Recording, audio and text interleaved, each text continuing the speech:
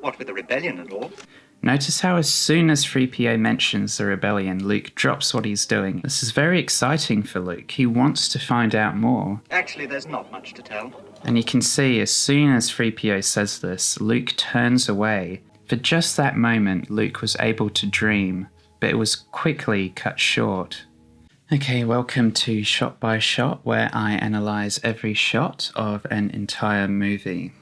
We move on to Scene 9 of the original Star Wars, exploring what it was like for viewers in 1977. So in the previous scene, Luke had his first appearance and has just purchased C-3PO and R2-D2. Right, so the previous scene fades out, and instead of an establishing shot, we start off with 3PO. And it's interesting here how 3PO says thank the Maker instead of something like thank God, alluding to different religious systems in this world. And yet another human element is added to 3PO, saying the oil bath is going to feel so good. Because we've seen the perilous journey the droid has been on so far, we relate to 3PO relaxing here. Now, we get a look at this garage Uncle Owen mentioned in the previous scene. And we have Luke playing with a toy ship here. This foreshadows his love of flying and the desire to become a pilot. I got such a bad case of dust contamination I can barely move. It just isn't fair. Oh, Biggs is right. I'm never gonna get out of here. So now we learn that Luke is trapped here. And the audience relates as we also hate being restrained and having our choices taken away. Is there anything I might do to help? Notice how Luke is moving around and doing stuff. He isn't still. This makes these shots feel more dynamic. It makes it easier for Mark Hamill, the actor here, to act more realistic. No, not unless you can alter time, speed up the harvest, or teleport me off this rock. So Luke emphasizes with humor here that he is not able to leave anytime soon, even though he wants to, so we feel his frustration. Don't think so, sir. I'm only a droid and not very knowledgeable about such things. So this line shows that 3PO isn't very discerning on Luke's sarcasm here. The droid takes things literally. And it's interesting, this concept of an oil bath, how there are sort of droid versions of these human activities. Again, it makes them relatable. You've got this great detail with the steam coming out as well. Not on this planet anyway. As a matter of fact, I'm not even sure which planet I'm on. Well, if there's a bright center to the universe, you're on the planet that it's farthest from. So these two lines further emphasize the remoteness of this planet. It's not only a desert, it's far away from all the action in the galaxy. I see, sir. So 3PO here is showing its polite qualities. No, you can call me Luke. I see, Sir Luke. No, just Luke. So it shows that Luke is not a formal person. It makes the character more relatable to the majority of audience members. Oh, and I am C3. Notice how dynamic the camera movement has been, moving back and forth with Luke and then focusing on 3PO as it rises out of the bath. Human-cyborg relations, and this is my counterpart, R2-D2. Again, 3PO is shown to be very elegant here. Hello. So Luke doesn't seem to care too much about meeting the droids. You can tell he's not in a good mood because the uncle prevented him from seeing his friends. He just wants to get this done. Hear a lot of carbon scoring here. Looks like you boys have seen a lot of action. Here Luke gets a hint that something is off about these droids, which triggers this following revelation that 3PO gives Luke. Seen a lot of action. With all we've been through, sometimes I'm amazed we're in as good condition as we are. What with the rebellion and all. Notice how as soon as 3PO mentions the rebellion, Luke drops what he's doing and straight away turns around. This must be very important information to him. You know of the rebellion against the Empire? And with this quick movement and this line, this civil war is certainly of great interest to Luke. And it shows that even in this remote place, word gets around about the war. And this makes it more painful for Luke, knowing that there is excitement out there in the galaxy, but he can't reach it. That's how we came to be in your service, if you take my meaning, sir. So 3PO's not hiding anything here. Many films would sort of drag this process out of the main character finding out a secret like this, but Star Wars keeps it nice and snappy. And we sort of cut to R2 here. My guess is to sort of hide the different takes for the shot before and after. It's quite a common thing in this film. Have you been in many battles? This is very exciting for Luke. He wants to find out more. We saw him playing with the toy craft earlier, so it makes sense that he is interested. He's almost in 3PO's face, he's so keen. Several, I think. Actually, there's not much to tell. And you can see as soon as 3PO says this, Luke turns away, his face goes down, and he returns to what he's doing, showing his disappointment. Well, not at making them interesting anyway. So just like that, Luke goes from frustrated to excited and then bummed out again. For just that moment, Luke was able to dream, but it was quickly cut short. Oh, well, my little friend. Got something jammed in here real good. So Luke is struggling hard to open R2's socket, creating this moment of tension as he really gets in there. Were you on a Star Cruiser? Help me, Obi. So the tension is released and Luke is flung back. Even 3PO jolts, and this hologram appears, and the score comes back on really strongly. All this indicates that this is a key moment. And this is all shown in a long shot so that the audience can clearly see what's going on. And Luke asks what anyone would say in this situation. What's this? What is what? And we can see this from this sort of light flash coming out of R2, that something has changed in R2 and it's sort of showing this hologram. He asked you a question. What is that? So even 3PO doesn't know and R2 is refusing to answer, heightening the mystery. He asked you a question. What is And we have a close-up showing Luke's confusion. Just like us, we want to know what this is. that?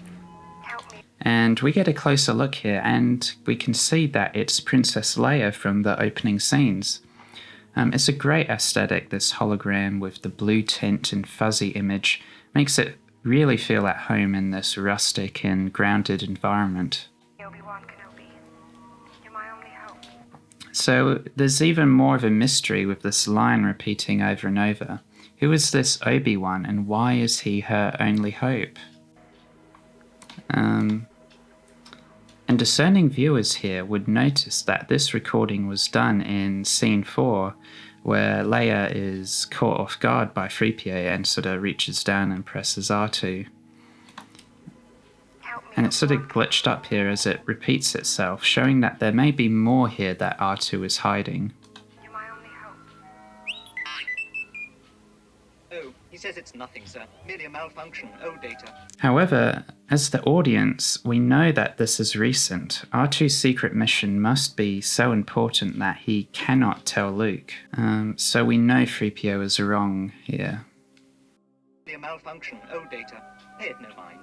Who is she? She's beautiful.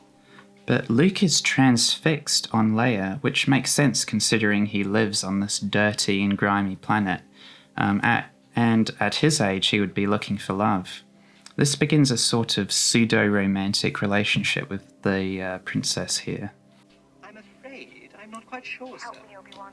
So Leia is even a mysterious figure to 3PO with this line. And we have an even closer view of Leia to make it clear to the audience that it is her. Kenobi. I think she was a passenger on our last voyage, a person of some importance, as I believe. So we've noticed throughout this film so far that 3PO is almost a representation of the audience, experiencing this for the first time, constantly trying to figure out what's going on like we are. And here we have a great over-the-shoulder showing that Luke is still in awe of Leia. Our captain was attached Is there any to... more to this recording? And it makes sense Luke says this because he would naturally want to know more about this beautiful and mysterious figure. Captain was attached Is there any to... more to this recording? And R2 makes these sharp beeps here. He doesn't want Luke to find out more. Behave yourself, R2. You're going to get us into trouble. So we know how vulnerable these droids are, especially with the threat of being stunned or switched off. So 3PO is trying to calm down the situation. It's all right, you can trust him. He's our new master. So this demonstrates one of Luke's strengths with this line, that he's easily trustworthy. We've also got these slave dynamics going on with the droids, with 3PO calling Luke its master. And Luke is still there, staring. It must be the most interesting thing to happen to him in a while. You're my only hope. And sort of cuts again to Leia to continue to emphasize that she's sort of stuck in this loop. He says that he is the property of Obi-Wan Kenobi, a resident of these parts. So more of the mystery is being revealed with this new key character, Obi-Wan Kenobi. And not only that, he lives nearby as well, giving Luke a chance to take part in this adventure. And it's a private message for him. Quite frankly, sir, I don't know what he's talking about. So we know Luke and 3PO must take this droid to Obi-Wan if they want to find out more about this mysterious woman. Our last master was Captain Antilles, but with all we've been through, this little R2 unit has become a bit eccentric. So here we learn more about the history of the droids, sort of deepening their character. Obi-Wan Kenobi. I wonder if he means old Ben Kenobi. So Luke here is now in this thoughtful pose. Like the audience, he's trying to piece it together, but he's got a clue with Ben, who could be related. Old Ben Kenobi. I beg your pardon, sir, but do you know what he's talking about? So here 3PO speaks for the audience. We're interested in what Luke knows as well. Do you know what he's talking about? Well, I don't know anyone named Obi-Wan, but old Ben lives out beyond the Dune Sea. He's kind of a strange old hermit. So Luke gets up to sort of make the scene more dynamic by making sure he doesn't sit down for too long. Now this line gives clarity of what Luke knows about Ben, describing him as a strange old hermit. And can this hermit be associated with this Obi-Wan who is needed by the princess? So we've got interesting themes here going on, having a hermit associated with a princess. Help me, Obi-Wan I wonder Kenobi. who she is. So Luke just cannot get her off his mind. He's getting almost obsessed with the princess now. You're my only hope. Sounds like she's in trouble. I better play back the whole thing. So now Luke is no longer an observer. He wants to help Leia in her situation. But Luke is lynched back by R2. What is the droid hiding? He says the restraining bolt has short-circuited his recording system. He suggests that if you remove the bolt, he might be able to play back the entire recording. Even when 3PO is giving Luke instructions, he loses focus because of Leia. He even does this sort of thing to emphasize this. To play back the entire recording. Oh, yeah, well. I guess you're too small to run away on me if I take this off. So this is quite a risk from Luke. He wants to find out more so bad that he will risk losing this expensive droid after taking the restraints off. Okay. There you go. But instead of showing more, the hologram turns off. How disappointing for Luke and the audience. And we have a shot here with nothing there, emphasizing that the hologram is completely gone. Wait a minute, where'd she go? Bring her back. Play back the entire message. You can tell Luke's frustration with how he acts and this line, which makes sense, right? Because this is probably one of the most interesting things to happen to him in a long time, and the princess is in trouble, so he feels that responsibility, like he has to do something. What message? The one you've just been playing. The one you're carrying inside your rusty innards. 3PO is sort of relating to the audience here, as we want to see the full message as well. All right, I'll be right there, Aunt Peru. And Luke is being interrupted as well. Like, how infuriating this must be for him. I'm sorry, sir, but he appears to have picked up a slight flutter. So 3PO is being polite here. It's quite a lot like a butler in the way 3PO is acting, which is emphasized by the British accent. Here, see what you can do with him. I'll be right back. So 3PO is being left here in this awkward spot with R2 as Luke goes away. And we can see R2 is a common cutaway technique used in this film to hide jump cuts. You can see with the previous shot and with the shot afterwards that it's sort of hiding these different takes of the same angle. Just you reconsider playing that message for him. So we've got 3PO continuing to be this sort of parental figure, looking down and telling R2 off. Message for him. No, I don't think he likes you at all. No, I don't like you either. So we have this quick sequence of shots showcasing this bit of banter between the droids, heightening the mood of the moment.